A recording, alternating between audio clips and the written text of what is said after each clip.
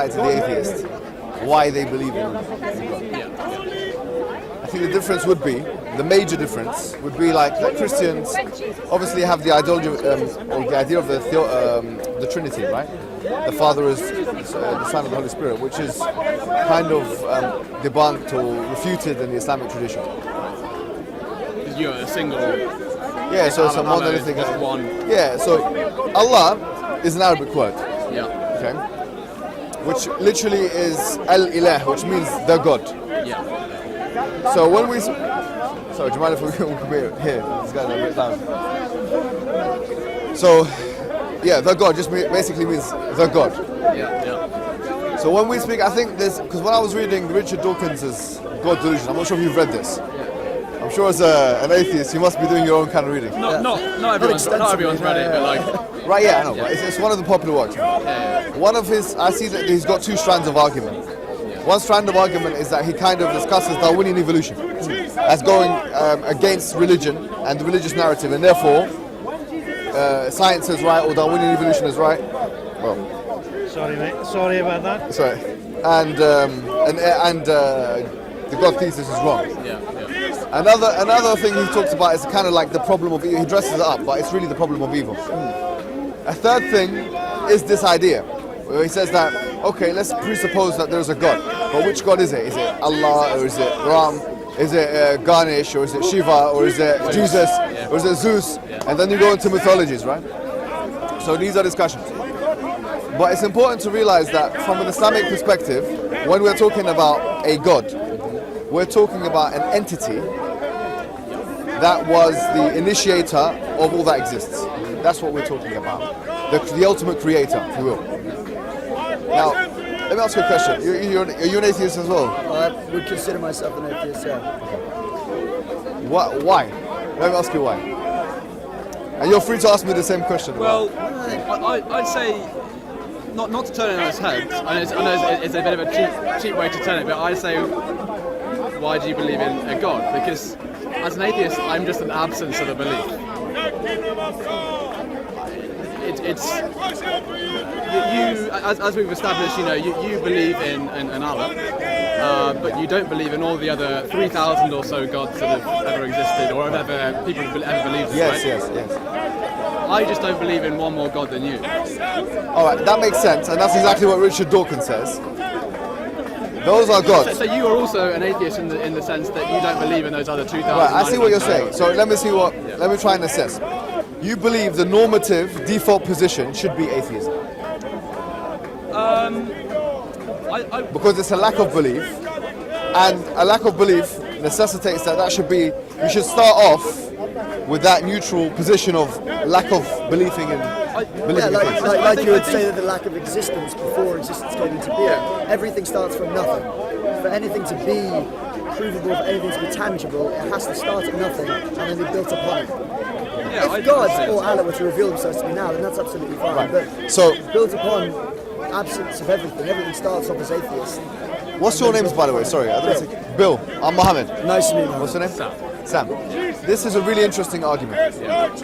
But let me tell you what my position is on it. By the way, it's really interesting because postmodernists, I'm not sure if you've heard of this strand of philosophical school of thought. They're called postmodernists. In the modern day, you've got people like Jacques Derrida, Michael Foucault, who have kind of like promoted it, if you will. You'd expect them to be atheists, and they are for the most part atheists because they believe in a lack of meaning in the world. They believe that we are originally pattern seekers, that we try and put things together. But the reality is that there is no absolute objective meaning, that these are social constructs, right? The point I'm making is this. If we use that logic, what's really interesting is that some postmodernists have attacked atheism as a meta-narrative in its own right. I'll tell you what I mean by that. The philosophical assumption that atheism is a neutral position is questioned by postmodernists. Postmodernists say that atheism, just as, for example, Greek mythology or Christianity or Islam, is in and of itself a meta-narrative, it doesn't necessarily mean that just because atheism is a lack of belief in something, that itself is not a meta-narrative. Now let me give you an example. There are some things that we presuppose without, number one, evidence, and number two, we don't question it. Let me give you an example.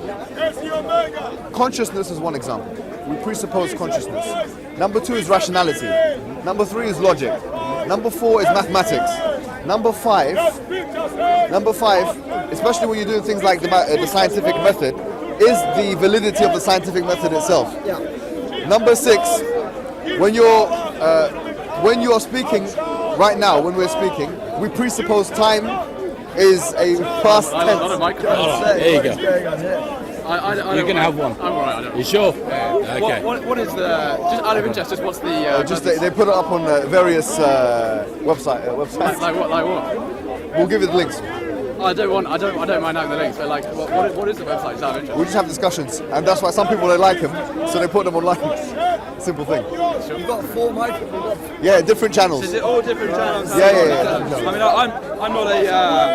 I'm not like exactly a sort of a force to be authority. So I know. I don't represent atheism. I don't think I'm an authority. Just for the sake of the We're having a discussion. It's Bill, isn't it? Sam and Bill. Yeah, I know. Yeah, great. Look, what I'm saying is this. I mean, atheism, if you look at the etymological root, comes from 2 words. A, meaning without, and theism, meaning God. So atheism is a lack of belief in God. And in philosophy, they usually compartmentalize atheists into 2 different strands. Negative atheists and positive atheists. Now, it seems like you guys are negative atheists. In other words, you are atheists as a result of a lack of belief, rather than believing that you have evidence for the non-existence of God. Yeah, so I don't think it's really possible to disprove the existence of God completely. You've read The God Delusion. There's a scale of 1 to 7 in terms of, 1 is absolute, I know there is a God, 7 there is absolute, there is no God. Yeah. I'd say I'm, sort of 5 or 6. And you know what's really interesting is that Richard Dawkins himself, he refers to, in many interviews, he talks about deism being a tenable alternative to theism. So the idea of a creator, an intelligence that has created the universe, but then is separate from the universe, is not personal in its nature. He sees that as a non-ridiculous type of claim, which is possible, tenable. I think he said something about in terms of the way the universe is. I think perfect's the wrong word, but the way that the gravity is just the right amount where the cells and the atoms and molecules hold together. It's not too much if they won't completely implode, but they also don't explode either. There's something that's kind of perfect about the way that everything has formed and it has been made. So I think he says that is interesting that has happened. Yes. I'm not sure if he says that there is some sort of no, he doesn't say he believes in deism. Something with a conscious being. There was one interview I had with an interviewer. I'm not sure his name is Bill something. It's one of the Jewish interviews in America, and he was basically asked. He actually explicitly said, an intelligence that's outside of the universe. It's not ridiculous to presuppose that kind of intelligence could have created the universe, could have laid the laws within the universe. Now look, atheists usually have different kinds of explanatory mechanisms for explaining why it is that the universe is so finely tuned. One of those is the multiverse theory. Is that something you guys subscribe to yourself? Again, as not a speaker of authority, it's not something I've read briefly about it. I'm aware of the theory, but I couldn't really give much information on it. Again, it's pretty much exactly the same as at least myself. Theory about religions. Okay. Speculative. It's speculative. Right. Everyone, you can write pages and pages about it. But realistically, when it comes down to hard facts and being shown one way or the other, struggle to, in any way or sense, sort of say yes, I know, that is real, I believe that is true. Right, so let me ask you a question. What I was going to ask you was, now, if I say to you, that as human beings, we're rational, sentient beings, yeah? And one of the things that means is that we're able to do deduction of some sorts. Would you accept deduction in the form of syllogism or otherwise as a means of deriving truth in this universe? Yes, but deductions are based on prior knowledge that you've acquired already. Yeah. You deduce something based on something you already know. Pardon? Say again? All deductions that you make are based on things that you already know to be true. That you've already experienced. Yeah, so that would have to be in the premises.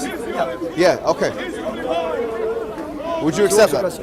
So what I was going to say to you is that, look, I'm sure you guys have heard of the cosmological argument. I'm not sure if you've heard of this or not. Have you heard of the cosmological argument? In terms of the Big Bang? The Kalam cosmological argument. Everything that begins to exist has a cause. The universe began to exist, therefore the universe has a cause. Okay, so yeah, I don't agree with there is a cause for the universe or like a reason for it. No. Okay, no, but that's fine.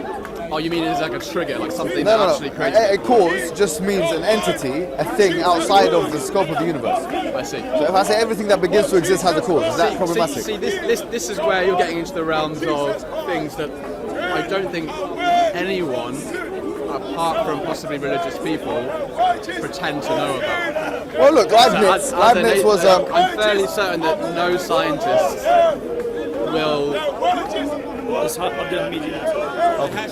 pretend to know how the universe came about. Yeah, all right. And certainly I agree with that. That's fine. I don't know. No, I mean, but I don't. Of course, there is a possibility that there is an intelligent being outside the universe. But that's not what I'm saying here. All I'm saying is that the true. cosmological argument works in the following way. Yeah, they say that everything that begins to exist has a cause. The universe has a cause. The universe began to exist, therefore the universe had a cause. That's the cosmological argument. Sure. Okay, we're not saying anything about God. We're just saying a cause of some sort. Why do we have to understand that it had a point where it said it is now in existence? There's no reason why we can't say that it's always existed. Do you believe that the universe always existed? Yeah, I don't think that there would have been anything. Because when people say there was the Big Bang, what was there before that? Okay. There would have been something there. So do you believe in the Big Bang? If you believe in the Big Bang, that's a scientific model which actually presupposes the beginning of the universe. No, I don't think it does. I think there's the way that you're describing this, there's only been one. We are atheists. Yeah. Current Big Bang I believe made our current state of matter. There's nothing to suggest that there hasn't been an infinite number Yeah, of but Big even Bangs okay, so you believe back it. into an infinite amount of time. So you believe that there's an infinite amount of Big Bangs, all of which started or initiated the same universe or different universes? What is the that's the question. What is the universe? The universe is that all that which is being all that which we can see with celestial bodies above us, basically, yeah, and which is expanding outward. So that's the matter. So you're saying there's nothing beyond the matter, the physical matter. They talk about space, the question of whether the universe itself is matter or not is a discussion within physicists. So this was a discussion between Newton and Leibniz. Leibniz believed that actually Leibniz, and then afterwards Einstein kind of agreed with Leibniz. Well, basically there was a discussion whether the space of the universe is physical or not. Yeah. That's the discussion. We don't need to really get into that for this discussion. These are both fine ways of accepting how the universe is composed. What I'm saying is, if you accept the Big Bang theory, if you accept that, then you're saying that the universe began to exist.